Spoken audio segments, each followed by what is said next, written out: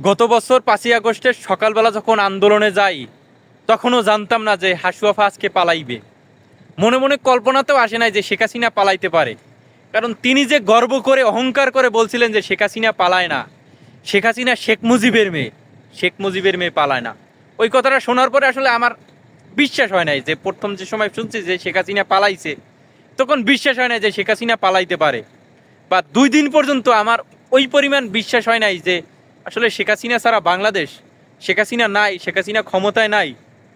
যাই হোক, সবাইকে স্বাধীনতা দিবসের শুভেচ্ছা, সবাইকে আন্তরিক মোবারকবাদ।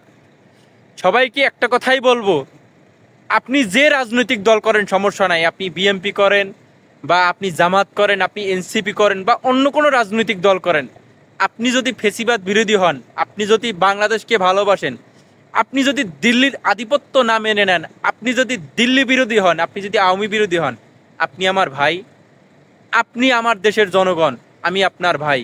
অতএব আমি চাই আপনি ভালো থাকেন, আমি চাই আমার দেশ ভালো থাকুক, আমি চাই আমিও ভালো থাকি। সবাইকে স্বাধীনতা দিবসের শুভেচ্ছা।